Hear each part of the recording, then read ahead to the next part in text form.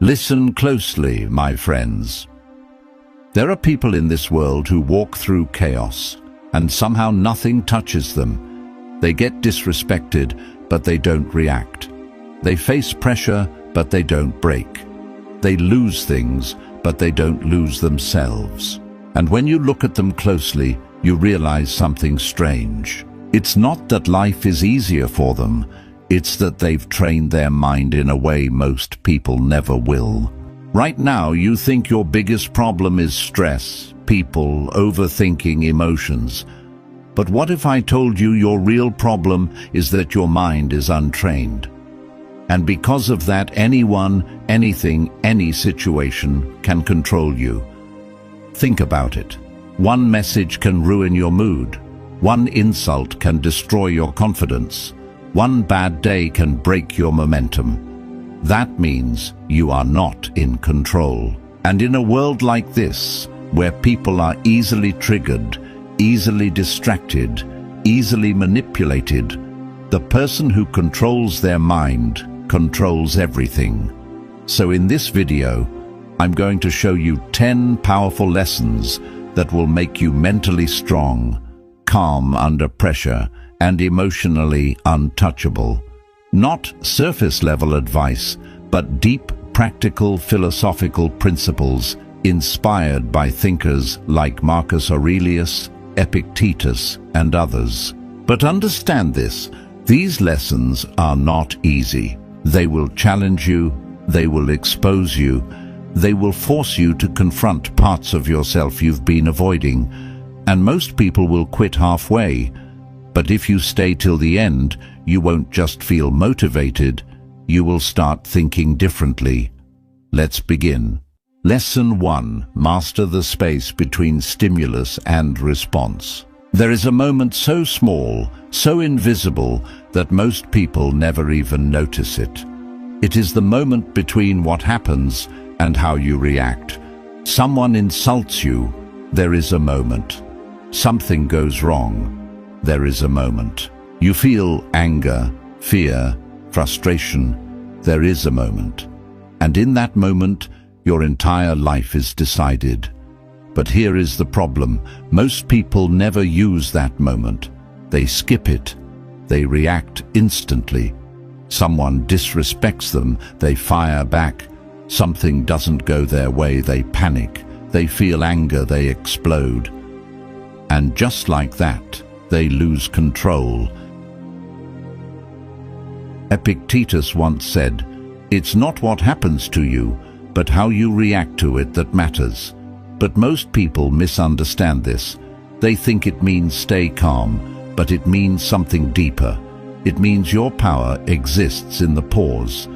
That tiny gap between stimulus and response is where your freedom lives. Imagine a mountain. Storms hit it, winds crash against it, rain tries to erode it, but the mountain doesn't react.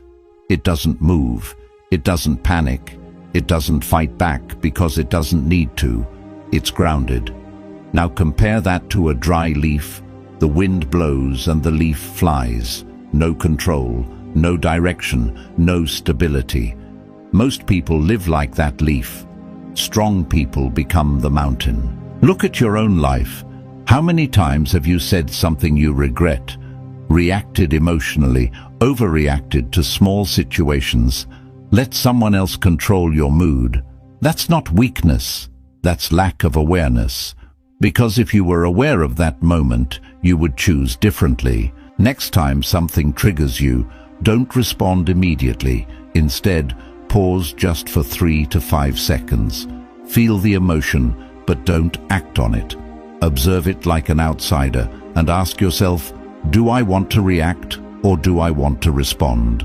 That one question changes everything. Marcus Aurelius wrote, "You have power over your mind, not outside events. Not some power, not partial control, complete power, but only if you use it. Because if you don't control your reaction, the world will." Think of the ocean. On the surface, waves are chaotic, loud, violent, but deep below it's silent, still, untouchable. Your mind has levels, Most people live on the surface, which is why every small thing disturbs them. But when you train yourself to pause, you drop deeper and suddenly nothing shakes you the same way. The moment you stop reacting instantly, you stop being controlled. You stop being predictable. You stop being manipulated. You stop being weak in emotional situations. And slowly you become someone people can't read easily, someone who doesn't break under pressure, someone who chooses instead of reacts. That is power. Lesson 2. Detach your ego from what happens. Let me tell you something most people never realize. You are not hurt by what happens. You are hurt by what you think it means.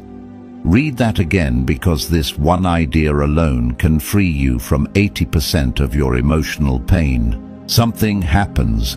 Someone ignores you. You fail at something. Someone disrespects you. And instantly your mind creates a story. They don't respect me. I'm not good enough. I always fail. Something is wrong with me. But here's the truth. The event was neutral. The pain came from your interpretation. Epictetus said men are disturbed not by things, but by the views they take of them. This is where most people lose control. They don't separate reality from their ego. They take everything personally, and everything becomes about them. And when your ego is attached to everything, everything can hurt you. Imagine a mirror in a forest. Whatever stands in front of it, it reflects. A lion walks by, it reflects the lion. A storm passes, it reflects the storm.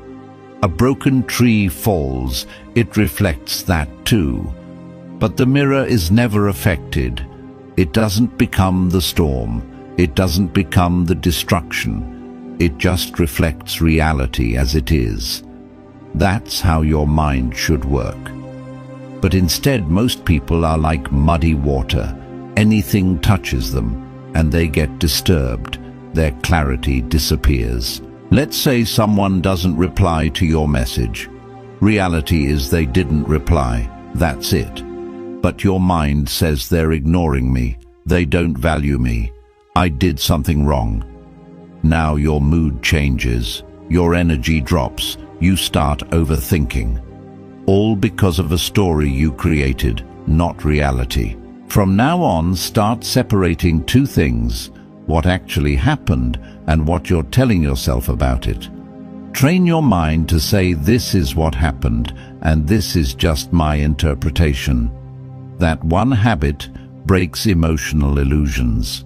Marcus Aurelius practiced this daily. He would strip events down to their raw form. Instead of saying, this is terrible, this is unfair, he would say, this is just an event, nothing more. Because when you remove emotional labeling, you remove unnecessary suffering. Think about the sky.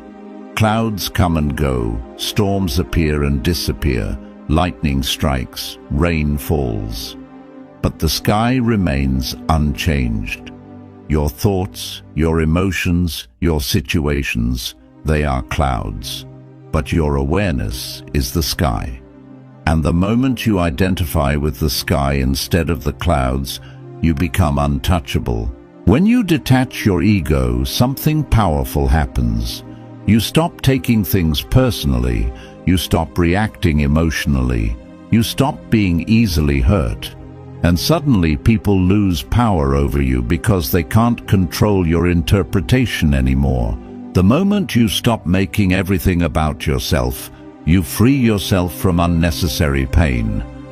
You start seeing clearly, thinking clearly, living with control, and that's rare.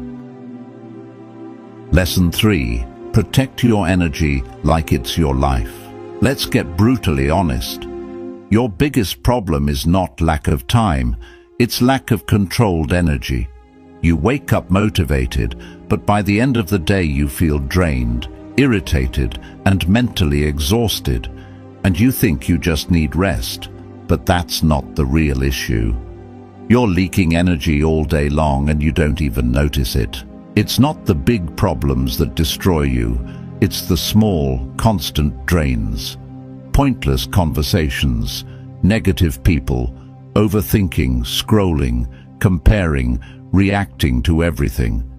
Every time you engage with something unnecessary, you lose a piece of your mental power. Marcus Aurelius wrote, "The soul becomes dyed with the color of its thoughts," meaning whatever you expose your mind to, you become. If you surround yourself with chaos, you become chaotic. If you consume negativity, you become negative.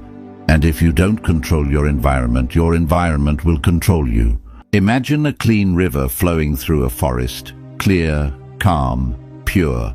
Now imagine toxic waste slowly being dumped into it, not all at once, but little by little. At first nothing seems different, but over time the water becomes polluted. Life inside it starts dying.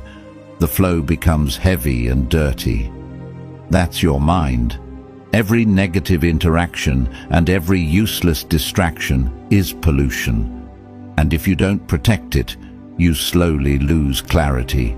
You talk to someone who constantly complains, and after 10 minutes you feel heavy. You scroll social media for 30 minutes, and now your focus is gone. You argue with someone over something small, and now your whole day feels off. These are not random effects. This is energy loss. Start asking yourself one question: is this worth my energy? Before replying, before engaging, before reacting, pause and evaluate. Because not everything deserves your attention, and attention is your most valuable resource. Epictetus taught you become what you give your attention to. So if you give your attention to nonsense, you slowly become part of it. But if you guard your attention, you build mental strength. Think of a tree in a harsh environment. If its roots are exposed to poison, it weakens. But if the roots are protected, even storms can't destroy it. Your attention is your root. Where you place it determines your strength. You can't be mentally strong if you're constantly surrounded by weakness. You can't stay calm if you keep feeding your mind chaos. You can't grow if your energy is being drained every day. Limit unnecessary conversations. Distance yourself from negative people. Reduce mindless scrolling. Stop reacting to everything. Spend time in silence. These are not small habits. These are energy shields. The moment you start protecting your energy, you stop feeling drained and start feeling powerful, because now your mind is no longer open to everything, it's controlled. And control is where strength begins. Lesson 4. Kill your expectations before they kill your peace. Let me ask you something. Why do you get frustrated? Why do you feel disappointed, angry, or irritated? It's not because life is hard. It's because life didn't go the way you expected. Read that again. The hidden cause of suffering is expectation. You expect people to respect you. You expect things to go your way. You expect results for your effort. You expect fairness. And when reality doesn't match that expectation, you suffer, not because of reality, but because of the gap between what is and what you wanted. That gap is where frustration is born. Marcus Aurelius understood this deeply. He trained himself every morning to expect difficult people, unfair situations, unexpected problems. Not because he was negative, but because he was prepared. Imagine a river flowing through rocks. The river doesn't expect a straight path. It doesn't get angry at obstacles. It doesn't stop and complain. It adapts. It flows around, over and through, because it doesn't have expectations. It moves with reality. But humans expect a straight road, and when life gives them rocks, they break. You help someone and expect appreciation, but they don't appreciate you, and now you feel hurt. But the pain didn't come from helping. It came from expecting something in return. You work hard and expect success. Things don't work out, and now you feel like a failure. Again, not reality, expectation. Start doing this. Before anything happens, tell yourself things might not go my way, people might disappoint me, plans might fail. This is not negativity, this is mental armor. Because when you expect less, you handle more. Epictetus said, "Do not seek for things to happen as you wish, but wish for things to happen as they do happen." That's power. It means stop trying to control reality and start aligning with it. Think about the weather. Sometimes it rains, sometimes it's sunny, sometimes it storms. You don't control it, but imagine getting angry every time it rains. Sounds stupid, right? But that's exactly what you do with life. You get angry at things you never had control over. Expectation is a silent contract that the world never signed, and every time that contract breaks, you suffer. Do your work without expecting results. Help people without expecting gratitude. Plan your day but accept uncertainty. Expect challenges before they happen. This doesn't make you weak. It makes you unshakable. The moment you stop expecting life to be perfect, you stop being disappointed by reality. You become flexible, calm, stable. Like the river, you don't fight life anymore. You flow with it. Lesson 5. Turn pain into power. Let's be real. You feel anger, you feel frustration, you feel pain. And your first instinct is, I need to get rid of this. So what do? You distract yourself, you suppress it, you avoid it. But here's the truth no one tells you. Your negative emotions are not the problem. Your inability to use them is. Anger, frustration, pain. These are not weaknesses. They are raw energy. Uncontrolled, they destroy you. Controlled, they build you. The Stoics never said don't feel. They said feel, but don't become. Meaning you can feel anger without letting it control your actions. You can feel pain without letting it define your identity. Think about a volcano. Inside there is pressure, heat, explosive energy. If it erupts uncontrollably, it destroys everything around it. But that same volcanic energy over time creates the most fertile land on Earth. Life grows from it. That's your anger. Uncontrolled destruction, controlled creation. Someone disrespects you and you explode, you argue, you lose control. Later you regret it. Same situation, but this time you stay silent. You take that anger and channel it into working harder, improving yourself, building discipline. Now that same anger just upgraded your life. Next time you feel a strong negative emotion, don't suppress it and don't react instantly. Instead, ask yourself, how can I use this? Turn anger into action, turn frustration into focus, turn pain into progress. Marcus Aurelius believed obstacles are not in your way, they are the way. Meaning the very thing hurting you is the thing meant to build you. Think of pressure deep inside the earth. Over time, that pressure creates diamonds. No pressure means no diamond. Same with you. No pain means no growth. If you keep avoiding discomfort, you stay weak. If you learn to use it, you become dangerous. When angry, train harder, work harder. When frustrated, focus deeper. When hurt, build something meaningful. When rejected, improve yourself. Don't waste emotional energy, redirect it. The moment you stop running from pain and start using it, you become unstoppable. Because now nothing can break you, everything becomes fuel. Lesson 6. Destroy overthinking by returning to the present. Let me ask you something. How much time do you spend thinking about things that haven't even happened yet? Be honest. You imagine worst-case scenarios, you replay conversations in your head, you stress about the future. And slowly you start feeling anxious without anything actually happening. Overthinking is not thinking. It's uncontrolled imagination. You are creating problems that don't even exist. You are fighting battles that are not real. And your mind reacts as if they are real. That's the trap. What this does to you is simple but dangerous. Your body feels stress, your energy drops, your focus disappears, your peace is gone. All because of something that only exists in your mind. The Stoics understood this deeply. They knew anxiety comes from living in a future that doesn't exist. Marcus Aurelius would constantly bring himself back to one question: what is happening right now? Not tomorrow, not later, right now. Think about a deer in the wild.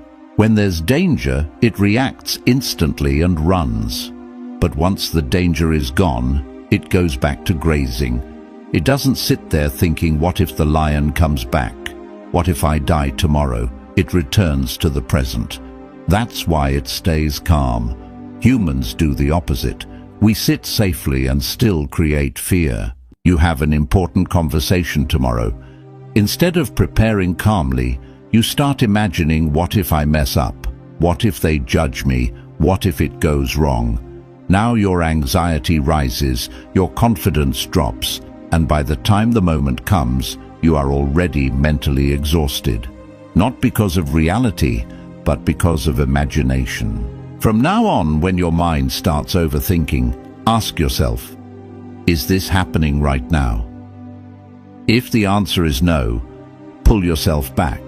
Focus on your breath, your surroundings, what you're doing. Because reality exists only in the present. Everything else is mental noise. Epictetus taught you don't suffer from events. You suffer from your imagination of them. That's why control of attention is everything. Where your attention goes, your emotional state follows. Think of your mind like a flashlight in the dark. Wherever you point it, that area becomes your reality.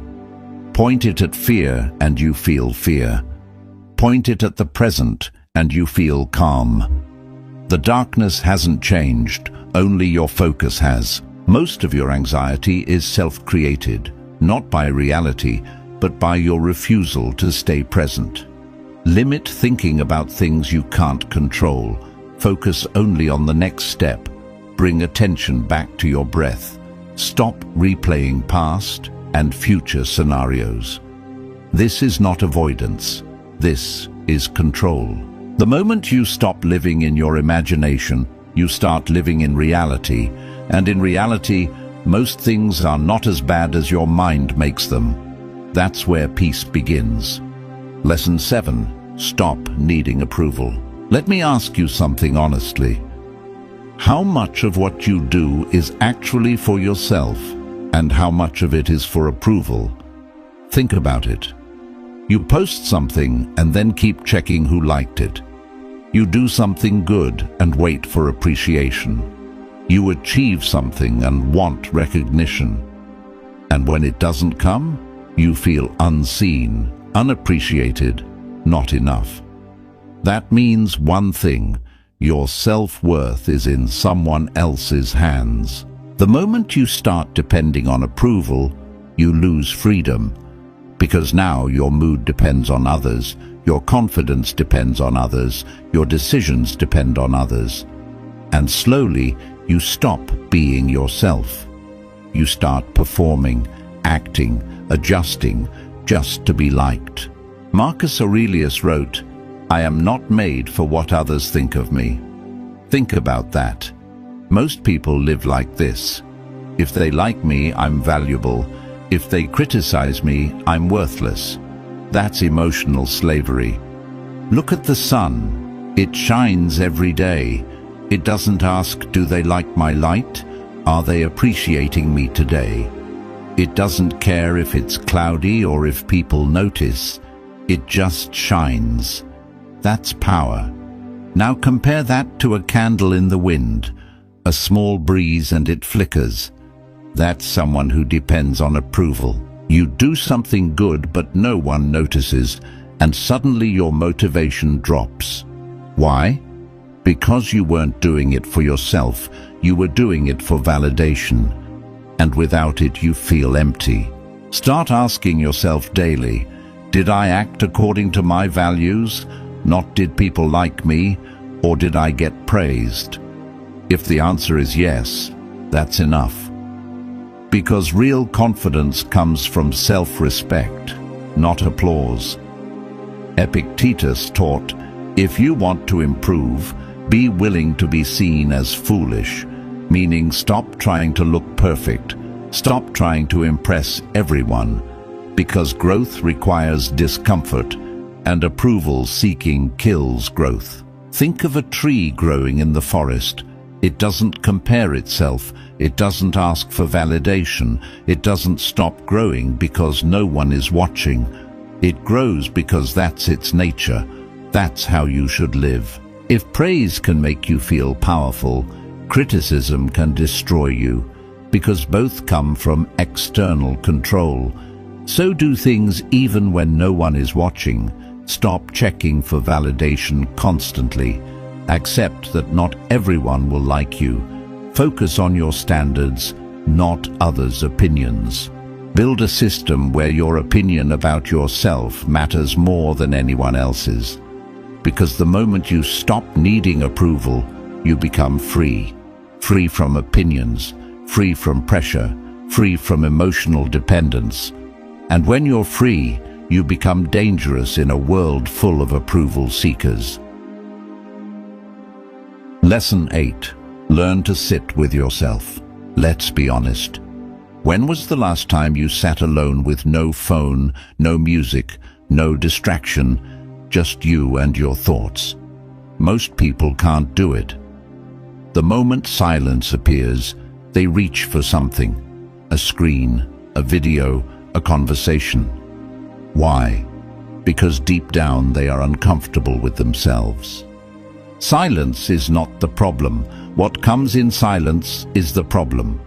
Your thoughts, your insecurities, your fears, your unresolved emotions, and instead of facing them, you escape.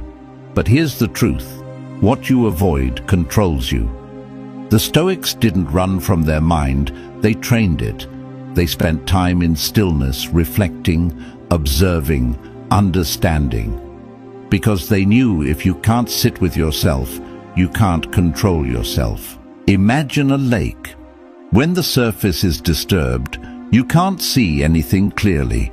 Everything is blurry and unstable. But when the water becomes still, it reflects everything perfectly, clear and undistorted. That's your mind.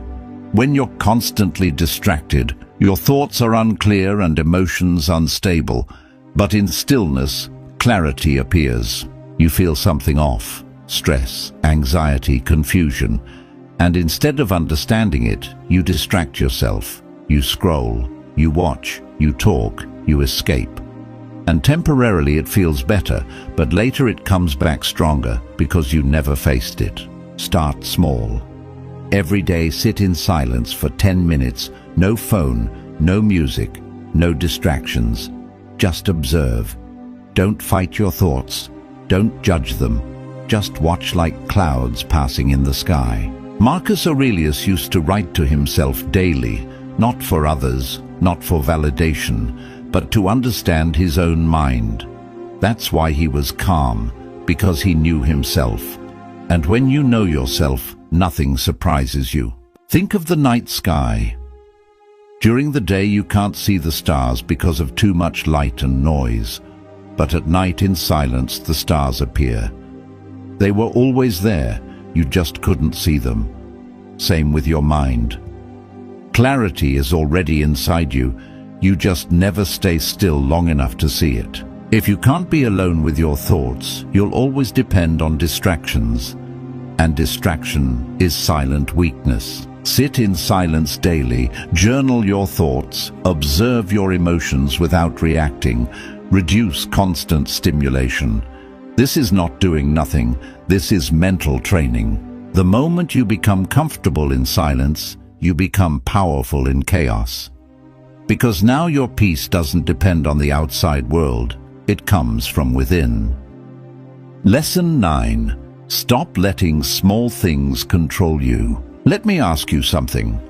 The thing that's stressing you right now, will it matter in 1 year? Think carefully.